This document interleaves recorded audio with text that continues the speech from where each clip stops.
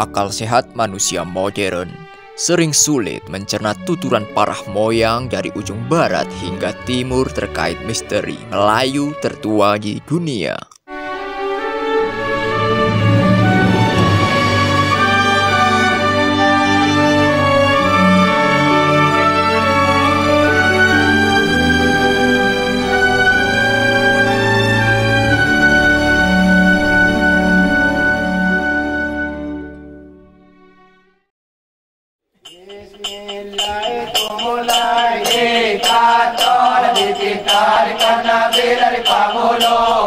Merujuk ke dalam sebuah teori para ahli sejarawan dan arkeolog di masa modern, tim Travelance Indonesia dalam video ini telah merangkum dari berbagai sumber pemerhati sejarah bahwasannya masyarakat suku Kerinci telah memiliki berbagai peninggalan seni dan kebudayaan. Berbagai benda budaya tersimpan hampir di seluruh penjuru dusun dan kalbu yang ada di dalam komunitas masyarakat adat paling kecil. Latar belakang kebudayaan negeri alam Kerinci dipengaruhi oleh tradisi megalitik, alkulturasi dengan kebudayaan luar. Kendati alat-alat dari zaman Paleolitikum atau batu tua belum banyak ditemukan di alam Kerinci. Namun, mengingat letak geografis dan topografi alam Kerinci, maka tidak mustahil benda-benda budaya zaman Paleolitikum masih terkubur di perut bumi alam Kerinci dalam jumlah yang cukup banyak untuk dijadikan bukti kuat mengenai fosil manusia zaman prasejarah yang saat ini belum ditemukan untuk dijadikan data keras manusia zaman Paleolitikum di Kerinci.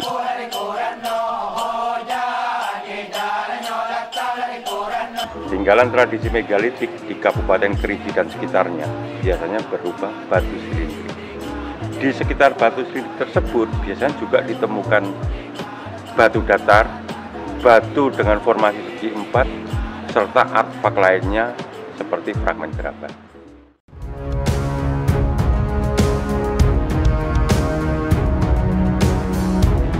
Penemuan sefosil manusia oleh peneliti paleontologi Indonesia Edu Boys di Gua Tiangko, Sungai Manau, Kabupaten Merangin dapat disimpulkan secara kasar bahwa ras manusia tersebut tergolong Australomelanesid. Dari penanggalan radiokarbon dapat dipastikan keperubahannya antara 6.000 sampai 9.000 tahun sebelum Masehi. Zaman Paleolitikum ditandai oleh pemakaian alat-alat batu serpi tulang dengan bentuk yang sangat sederhana.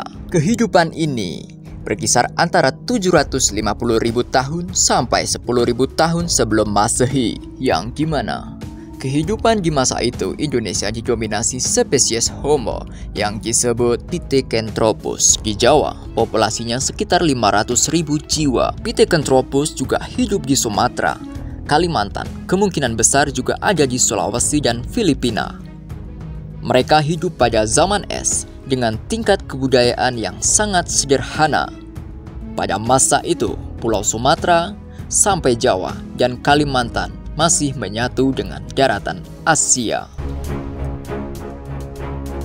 Sebagaimana diketahui, proses pembentukan bangsa Indonesia adalah akibat perjalanan sejarah Hindia belakang di Asia Tenggara yang berlangsung beberapa kali periode petebaran bangsa Austronesia atau Melayu tua yang berlangsung dalam zaman prahistoria atau prasejarah.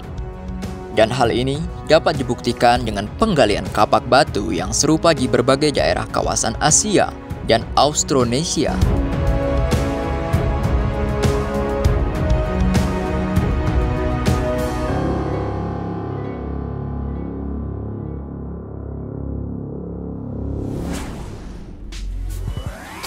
Peninggalan masa prasejarah yang ditemukan di alam Kerinci sejenis menir, keadaan dan bentuk menir cukup unik dan belum pernah ditemukan di daerah lain di Indonesia. Batu ini berbentuk silinder atau silindrik dengan posisi tujur atau tergeletak di atas permukaan tanah dengan posisi menghadap ke arah gunung berapi. Pada umumnya, menhir yang ada di Indonesia dalam bentuk batu tegak. Tetapi kondisi menhir yang di alam Kerinci terlihat adanya penyimpangan dari tradisi megalitik yang terdapat di Indonesia.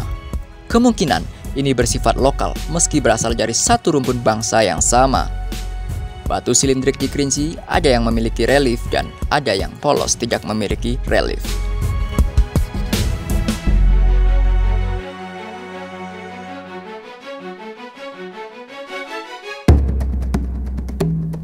Masa prasejarah di alam kerinci dimulai sejak permulaan adanya manusia sampai ditemukan adanya keterangan tertulis tentang kehidupan Kecik Wok Gedang Wok. Manusia tertua ini diperkirakan telah ada di alam kerinci sejak 35.000 sebelum Masehi. Akan tetapi, hasil penelitian yang dilakukan oleh Anthony J. Witten pada tahun 1973 di Gua Tiangko yang berada di wilayah Kecamatan Sungai Manau, Kabupaten Merangin, wilayah ini dahulunya termasuk dalam wilayah Kerinci Rendah.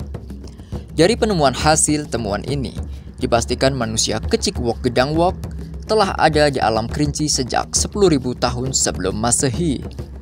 Pada tahun 1987, Puji Vijay bersama peneliti sejarah Auslan Dr. Barbara Watson Andaya telah mengunjungi situs purbakala yang ada di alam kerinci dan mendampingi Dr. Barbara melakukan penelitian suku batin di wilayah Kecamatan Limun dan Sarolangun.